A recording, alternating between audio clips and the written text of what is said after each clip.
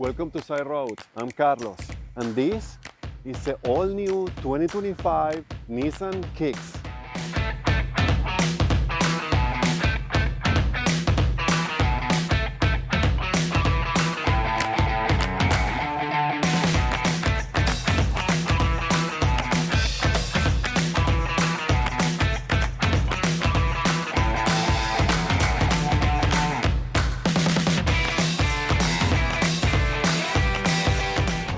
The car for this video has been kindly provided by the team at Covered Nissan. The 2025 all-new Nissan Kicks. This is a very interesting product from Nissan. It is bringing kind of the new design language to the brand, which is interesting because they are doing it with their entry-level car, which I find is really cool. There are elements here that of course are still in part of the lineup, the current lineup from Nissan, but there are some unique elements too. So I like it so far. The Kicks comes with a 2-liter engine, 4-cylinder, that produces 141 horsepower and 140 pound-feet of torque. It is paired to a Xtronic CVT transmission, as Nissan calls it, so a CVT.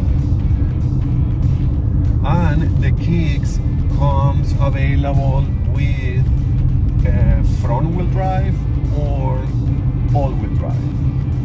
So a few things. The Kicks have grown on this generation quite a bit and now is officially competing in the subcompact class. I don't think there is other class, so the previous one probably was there too, but it was narrower and shorter, a different type of car in my opinion. It was more like a hatchback than anything else.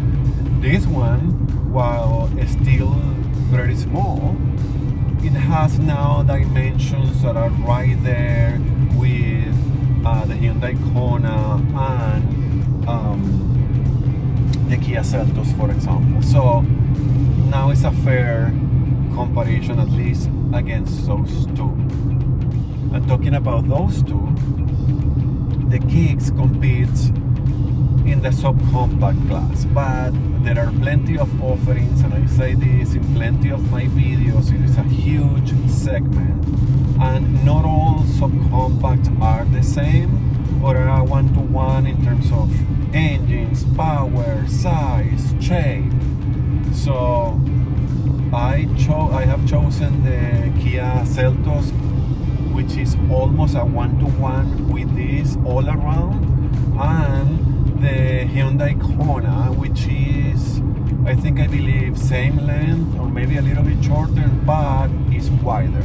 And remember, width is what gives you this space perception on the cabin, so that may feel a little bit bigger of a car, which is a little bit bigger, but it's close enough. Again, there are plenty others, but then they are bigger, the engines and all that. Standard safety features for the Kicks are things like predictive forward collision warning, blind spot warning, rear cross traffic alert, rear sonar, lane departure warning, intelligent emergency braking with pedestrian detection, rear automatic braking, driver attention alert. And Kicks are available with the Nissan ProPilot Assist. Fuel efficiency for the Kicks is 8.4 liters per 100 kilometers city and 6.6 liters per 100 kilometers highway, which is 28 mpg city and 35 mpg highway. Price for the Kicks in Canada starts around 29,000-30,000 Canadian dollars. The top trim goes up to 37 or around 37,000 Canadian dollars. In the US, the price starts around 22,000 US dollars, and the top trim goes around 27,000 US dollars.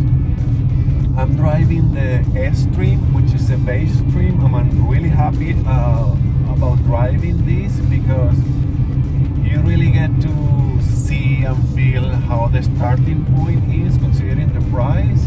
And I can tell you right away that you won't feel like you are in the cheapest car or necessarily in the entry level. At least from the inside, it feels like a well or fairly equipped vehicle, which I also like. The 2025 Nissan Kicks interior. Remember, this is the S-Stream, which is a base stream. So obviously the interiors are an area where the cars, when they are base stream, things are taken away. But it is nevertheless very good, and I would say very impressive.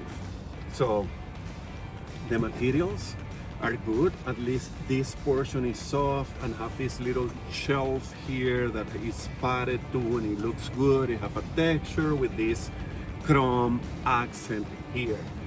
In the back there is hard plastic, but who cares? You don't touch that, you don't see that, and have this chrome extension up to the air vents there, which it looks really cool. The materials on the doors are now hard plastic, but that's for this trim, of course. And the touch points are soft enough. This is comfortable, this is padded, this is a little bit padded too, and has fabric here, so it makes it somehow comfortable for driving. In this particular model, the steering wheel is nice in your hands, and the design is really cool. I really like the Nissan latest steering wheel design, and is the natural rubber here. There is no leather wrap. The center console is small. You can store some things there, but it's okay. Have two big cup holders here. The regular shifter, which I love, and it's really, because the center console is kind of high, makes the cabin a little bit cocoonish. So this is nice looking, and it's short, and it's at reach for your hand if you are resting your arm here. So it's really cool, and it has this soft rubber plastic thing here with a chrome accent, so it makes it look really cool, and have this little cubby here that I think it will fit your phone with two USB-C chargers. The air conditioning controls are physical buttons here, and they look good, and I like the knobs. This particular model too, even being the base stream, at least in Canada, comes with heated seat, which we need that in Canada, and it's really cool. And the glove box seems pretty big. The seats are fabric, but they are super comfortable, and there are different combinations and patterns on the fabric, so it adds a little bit and makes the seats look nice, especially of course for the price. So the 4 windows are one touch up and down, which is also cool to have on a base trim. I really like that. And besides the design in general, which is pretty horizontal and minimalistic and clean, I really like this, and modern of course. It has these 2 huge screens here. The one for the gauge cluster is a combination on a 7-inch digital information display that changes how you rev there, but also right now it's showing me the open door, and it shows other information depending on what the cars need to tell you, and the safety stuff and all that. And have this little portion here on the right for your speed and the car information. But it's cool, and it's really crisp, and I like how it looks. Then we have a 12.3 inches entertainment digital display for the infotainment, and obviously it's touch, and it's easy to use, and it's clear, and the design is really nice. So I like it. I like how it looks, and I like the functionality of it and the size. It's also pretty high on the dashboard, but it's kind of nicely integrated, so it's easy to see without taking your eyes too far away from the road. And it's also big, which helps. I mean, 12.3 inches in this class and in an entry-level car is pretty cool to have. The higher trims have a dual 12.3 inches, so the design will be slightly different, but once again, this is pretty cool for what you are paying here. And as an entry car, I like that Nissan didn't take away absolutely everything, so it feels nice. There is a value here, a price-value relationship that, you know, it makes sense, and I'm sure it will push the sales for this entry-level car. The liner is light, which makes the cabin feels, you know, a little bit lighter, and it feels nice, and it's this nice fabric, so that's cool. I like it. I think this is a fair interior for the price and a pretty good interior for an entry-level trim or car in general. I fit behind myself in the back seat based on my driving position. It is a little bit tight for me for my height, but I fit, and of course I can open my legs. It will be nicer there, and the seats can be fold 40-60. The cargo space, it seems pretty decent. It's wide and tall. You know, from my eyes, I think it's going to be pretty practical and functional, especially for the size of this car, so it's all good. I like this interior, and I'm sure I will be absolutely in love of the top trim, considering that this base trim is this nice. How is to drive the Nissan Kicks 2025 brand new? It's pretty satisfying, I would say. This is a small car, a compact, so we need to start with that and understand what type of car this is. So let me start with saying that it's comfortable. The seats are super comfortable, and the suspension seems to be on the firm side but compliant, so it feels comfortable. The cabin insulation is average, I would say. It's okay, and I think it's pretty there. With the market, in fact, I drove Celtos, and I find this one pretty similar on that, so it's okay. If you want a more quiet car, you have to go up either on the trims or on the glass or the front. So, but it's good. It's competitive. It feels substantial, I would say. Visibility is great. The windows are big, and the bed line is low, so that is helping.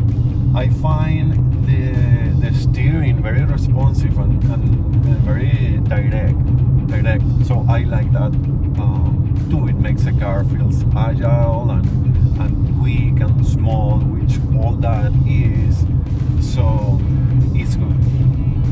And I find that as a backup, this is a perfectly fine starting car, or, you know, if you just want a little practical A to B type of car and you don't want to spend a lot of money, which, you know, I find everything is a lot of money, but, you know, we have to talk about and base these comments on the market. So it's good, it's competitive on price, so what you find is good.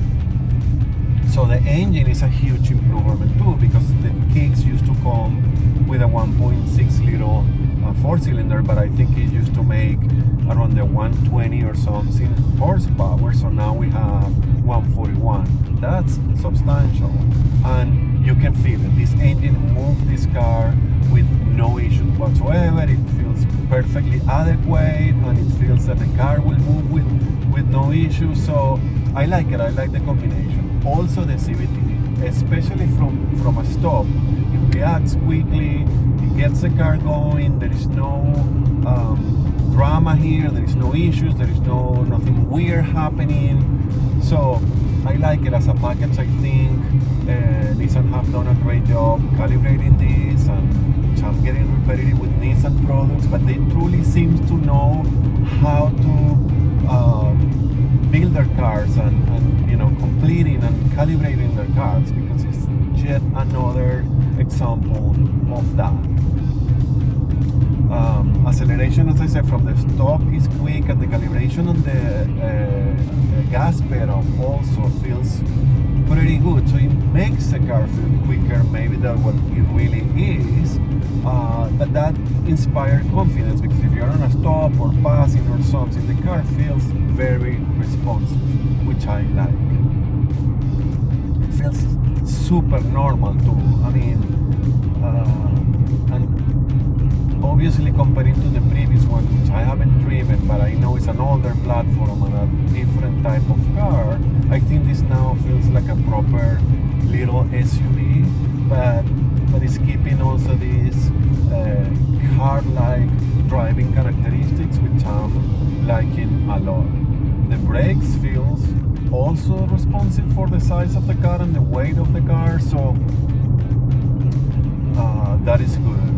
As I said, the suspension is on the firm side, but very comfortable, and the steering, I think, is lighter than heavier, but it's good. It makes the car also so easy to drive, and this is will be a perfect city car, so having a light steering weight makes the car easier to live with, so I think that part is good too. I think Nissan have done a night and day job, especially with comparing with the previous generation here, has make this car now to be up to date, comparing with the market. It will make this car relevant again, and I think that's good for Nissan, and I think any customer that will getting this, even in this base model, will be happy and attracted to it. The interior is great. I like it. This is a pretty smart package from Nissan, and I'm sure they are going to sell this like crazy, because it is a great little car.